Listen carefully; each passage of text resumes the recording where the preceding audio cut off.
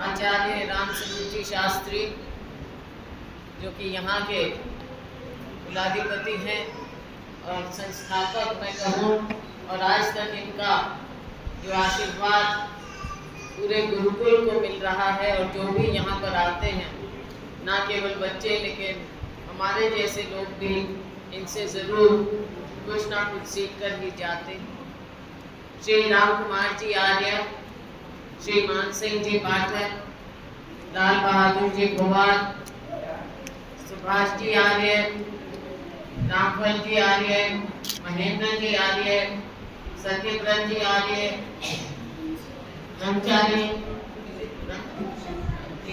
ब्रह्मचारी दीप कुमार जी आर्य, राम निवास जी शिकारपुर, जगतपाल जी शास्त्री, सुरेश जी शास्त्री, रमेश कुमार जी शास्त्री,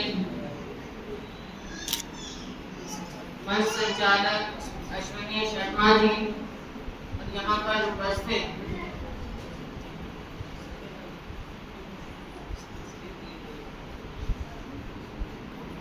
स्वांगीराम जी से बजरंग, इंद्र जी, जाननवर जी,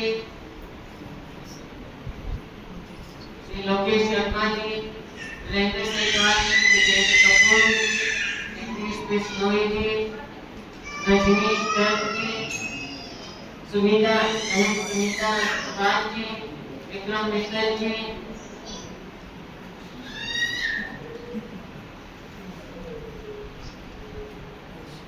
सुरेंद्र सैनी जी, उपस्थित मेरे बहुत ही सम्मान्य मेरी बहनों, भाइयों और बहुत ही प्यारे बच्चों, सबसे पहले मैं आप सभी को स्वाधीनता दिवस की बहुत बहुत बधाई देना चाहूँगा।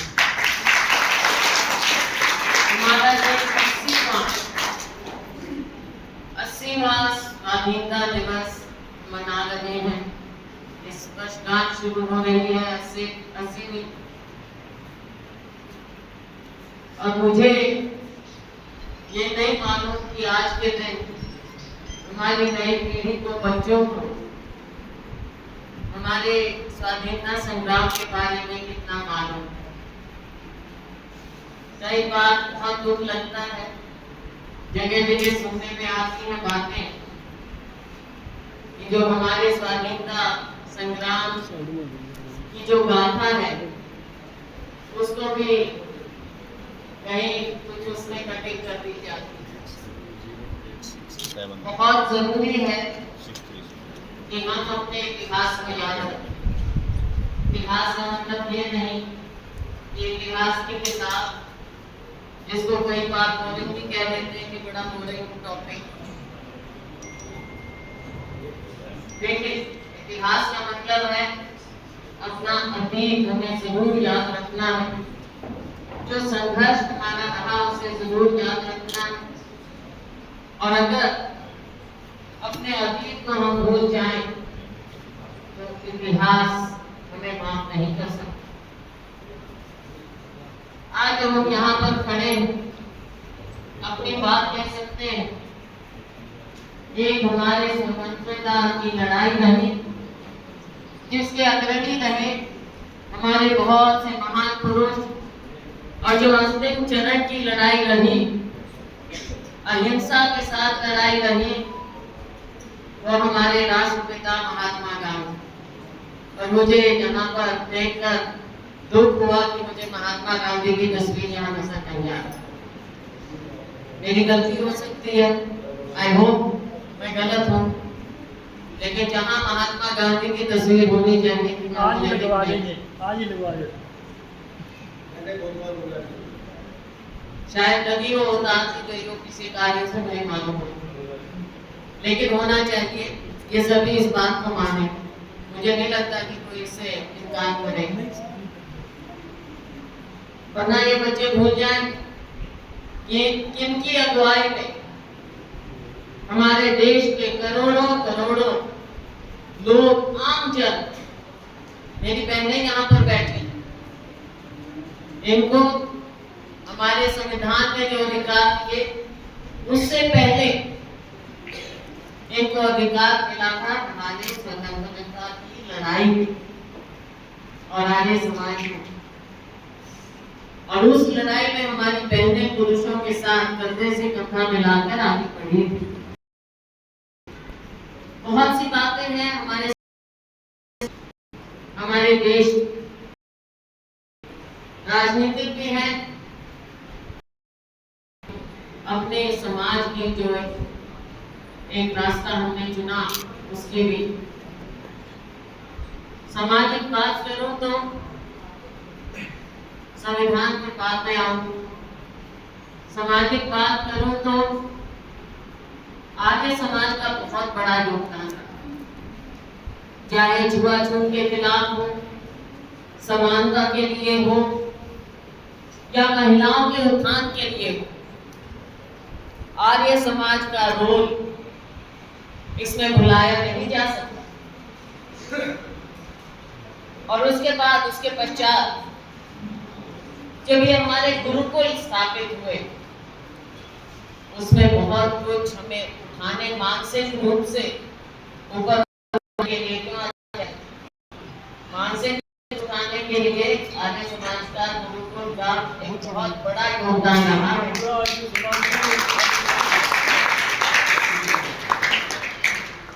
सबसे पहले गुरुकुल कांगड़ी हरिद्वार की स्थापना हमने तो बचपन से गुरुकुल कांगड़ी हरिद्वार का ही नाम सुना, सबसे पहले कोई सुना। लेकिन अपने यहाँ जो पुराना पंजाब रहा और आज के दिन अगर हम अपने राज्य की बात करें, हरियाणा में आर्य समाज का बहुत बड़ा योगदान रहा। और मुझे खुशी है कि हमारे जो गुरुकुल है यहाँ पर देश से हमारे बच्चे आते हैं, अलग अलग जगह से आते हैं और यहाँ पर इनको ना केवल शिक्षा मिलती है लेकिन हमारी संस्कृति के बारे में भी और संस्कार। आचार्य जी, संस्कृति बिना संस्कार के अधूरी रह जाती है।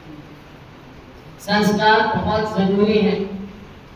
शिक्षा के साथ संस्कृति की जानकारी और संस्कार को अपने व्यक्तित्व में अपनाना, ये बातें होती हैं। बच्चे सीखते हैं ABC कर सब सीख जाएंगे, लेकिन अक्षर ज्ञान बिना व्यक्तित्व के बढ़ावे के, बिना संस्कार के खोखला हो जाता है। आज हम जब लिटरेसी की बात करते हैं, नाम लिखना जो लग जाए वो पढ़ा लिखा नहीं हो सकता जब तक उसके अंदर संस्कार ना हो। और शिक्षा क्या है, कर क्या है, ABC क्या है, आपके लिए एक दुनिया खोलती है कि आगे आप उस ज्ञान का, अक्षर ज्ञान का कैसे इस्तेमाल करेंगे। हम श्लोक सीखते हैं, उनका मायने भी सीखते हैं, लेकिन खुद भी उसको अपनाएं, अपने दिमाग में लाएं, उसका मतलब क्या है। और आगे, क्योंकि आप सब आचार्य बनेंगे, आगे हम उन विचारों को कैसे फैलाएं। जब तक अपने व्यक्तित्व को हम नहीं निखार सकते, तब तक आगे कुछ नहीं बता सकते। ऐसे योगा 2 मिनट, 5 मिनट, 40 मिनट की क्लास और रक्त इम्तिहान हो गया, उसमें हम पास हो गए, लेकिन क्या जिंदगी में भी पास होने की क्षमता है? ये हम सबको, और चाहे हम कितने ही बड़े हो जाएं उम्र में, हमेशा हम तो छात्र ही रहें। सीखना चाहेंगे तो जिंदगी भर सीखते रहेंगे। अगर ये समझ लें कि आज मेरा ये सर्टिफिकेट मिल गया और हम पास हो गए और हमारी शिक्षा खत्म हो गई, वो तो नहीं हो सकता। ये पहचान हमें रखनी चाहिए। संविधान की मैं बात करूं, आज जो ये अंग्रेजी की प्रति हम दी है और एक बच्चे ने अंग्रेजी में संबोधित भी किया, मुझे खुशी है। देखिए, संस्कृत तो हमारी मूल मूल भाषा, फिर हिंदी है मातृभाषा, अंग्रेजी है जो हम सीखते हैं आज दुनिया में हमको आगे लेकर जाती है। तो इसलिए मैं हमेशा कहती हूँ इसमें शर्म की बात नहीं होती। अंग्रेजी सीखना एक नई कला लेना है, इसमें कौन सी बुरी बात है? कहने में अंग्रेजी नहीं, क्यों नहीं अंग्रेजी? मेरी माँ तो गांव में पढ़ी थी, खांडा खेड़ी में, हिंदी में पढ़े थे, लेकिन जब हम बच्चे थे, और ये मैं हमेशा बताती हूँ, हर जगह बताती हूँ, बहुत छोटी, तब तो स्कूल छोटे होते थे, ज्यादा 10वीं तक नहीं, लेकिन उन्होंने अक्षर ज्ञान लेकर अपने आप को सिखाया। और जब हम छोटे थे, स्कूल में जाने से पहले मेरी माँ ने अंग्रेजी का कायदा लिया, खुद सीखी, पहले अंग्रेजी ABC कायदे से सीखे, हमको सिखाया, पहले घर में और फिर स्कूल में भेजा। पहले से ही हम जानते, स्कूल में सीखने की हमको जरूरत नहीं, उन्होंने अपने आप को सिखाया, हमें सिखाया, और फिर हम स्कूल गए।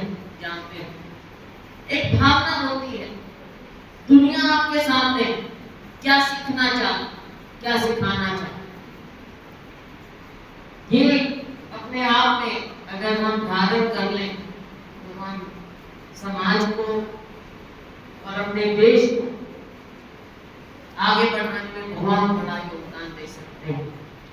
क्योंकि आप अपने शब्दों से, अपने प्रभाव से, और जो भी आपके संपर्क में आते हैं उनको आप कैसे प्रभावित करते हैं, उनकी जिंदगी में आप कोई अच्छी बात छोड़ जाएं, जिंदगी भर याद रखें। आज बच्चे हैं ऐसी उम्र में, जब हम इनको कुछ बात करें, हो सकता है आधी बात ना सुने, हो सकता है बच्चे बोर हो जाए, लेकिन हमें अपना दायित्व निभाना, और ये माँ बाप का भी फर्ज होता है। घर में और स्कूल में अगर अच्छी बात नहीं सिखाई जाएगी तो कौन सिखाएगा? किसके पास टाइम जो बच्चों को अच्छी बात बताए?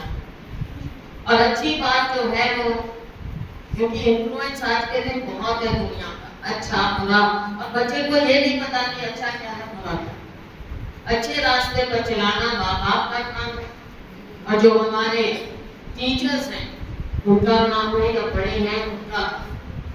बच्चों के दिमाग में हमको अभी भी उस समय माँ बाप की कई बार बचपन में शरारत होती है, शरारती माइंड होता है, सुनी अनसुनी कर देते हैं, लेकिन वो बात दिमाग में रह जाती है। हमने अभी भी याद, इस समय में भी याद करते हैं, नहीं हमारे टीचर ने ये कहा था, नहीं हमारे माँ बाप ने ये कहा था, दादा दादी ने ये कहा था, या दूसरे किसी बड़े ने कोई अच्छी बात कही, तो दिमाग में किसी कोने में रह जाए।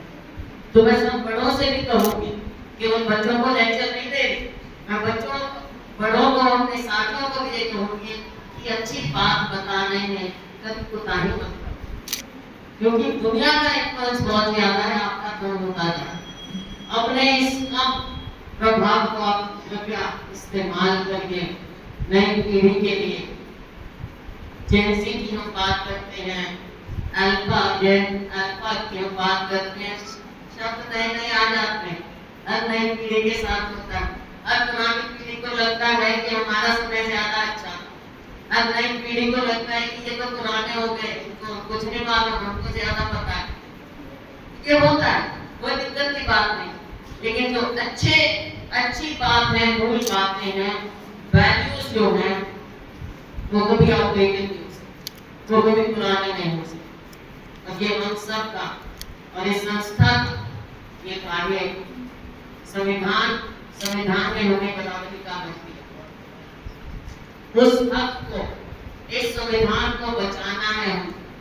ये भी हमारा ग्रंथ है, जैसे गीता है, जैसे हमारे पुराने वेद हैं, उनसे हम प्रेरणा लेते हैं। जैसे कोई भी ग्रंथ, चाहे गीता, चाहे गुरु ग्रंथ साहब, चाहे कुरान शरीफ, चाहे कोई भी बाइबल, कोई भी है, इसको तो मानते हैं, हम शपथ लेते हैं, तो हम अपने संविधान की भी शपथ लेते हैं, जिसने हमें इतने अधिकार दिए। बाबा साहेब की अध्यक्षता में जब कमेटी बनी तो ये संविधान हमें मिला। समय समय पर इसमें बदलाव किया है, लेकिन जो मूल बात है वो हमारे जहाँ अधिकार है, हमारे ड्यूटीज भी, वो हमें नहीं भूलनी चाहिए। आज सब महिलाएं हैं, हर एक को अधिकार मिलता है, लेकिन अधिकार के साथ साथ ड्यूटी भी याद रखनी चाहिए कि हमें आगे के लिए अपना जो आने वाली पीढ़ी है उसके लिए हम कैसा देश, कैसा समाज छोड़कर जाए। आज जो अभी लाल बहादुर जी ने बात छेड़ी थी, कुछ दिन पहले उत्तराखंड में हमारी मीटिंग हुई, मैं भी वहां पर थी। हमारे राष्ट्रीय अध्यक्ष मल्लिकार्जुन जी खड़गे, उन्होंने उस रैली को संबोधित किया।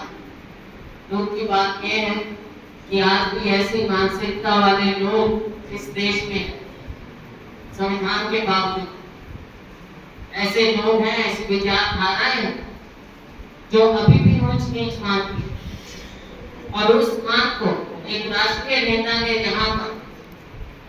जहां से रैली संबोधित की, कुछ तत्व ऐसे आए, ऐसे विचारधारा के लोग आए जिन्होंने उसका शुद्धिकरण क्या हो। अगर आपके विचार शुद्ध नहीं है तो आप क्या गंगाजल तो पहले कब की कर चुके हैं, गंगाजल से धो रहे, वहां पे पूजा कर रहे, आत्मा की पूजा कर। ऐसे विचारों की आज के दिन हमारे इस आजाद मुल्क में कोई जगह नहीं। ये हमारा संविधान बता रहा। और हम जो हमारे महान पुरुष स्वामी दयानंद सरस्वती ऐसे महान पुरुष जो हमको सिखा गए, एक सामाजिक समरसता, एक समानता, इंसान को इंसान समझे, इंसान को इज्जत देना समझे, हर एक चीज को इज्जत देना समझे, और बच्चों को भी इज्जत देना समझे। ये हमारा भविष्य है, हमारी धरोहर है। इस देश की संस्कृति को आगे बढ़ाने के लिए ज्यादा कुछ ना कहते हुए मैं आप सबके शुक्रगुजार एक आपसे जरूर रिक्वेस्ट करूंगी, वो है आपने बहुत ही सुंदर ढंग से जो आप उच्चारण कर रहे थे, क्या आपने कुछ शास्त्रीय संगीत तो नहीं, संस्कृत में ही से सामवेद से संगीत निकला है तो वहीं से प्राप्त है। बहुत अच्छा होगा तो यहाँ पे आप शास्त्रीय संगीत की भी एक क्लास शुरू करें तो उसमें और मिठास आ जाएगा।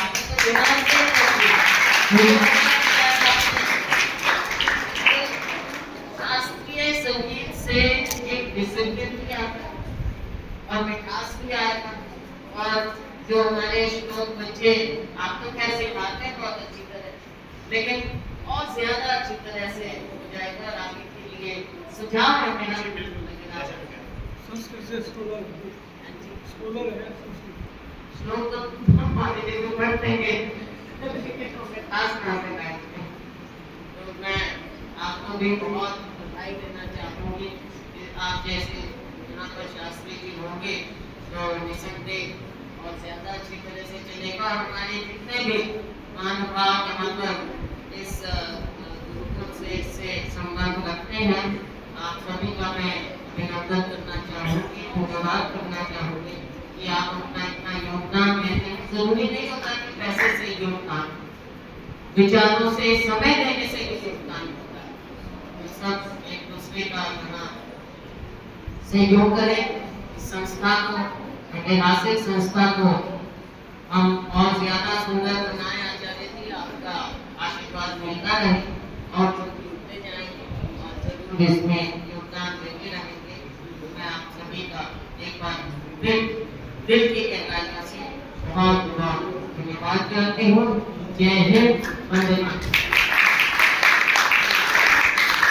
मातृशक्ति को नमन करता हूँ।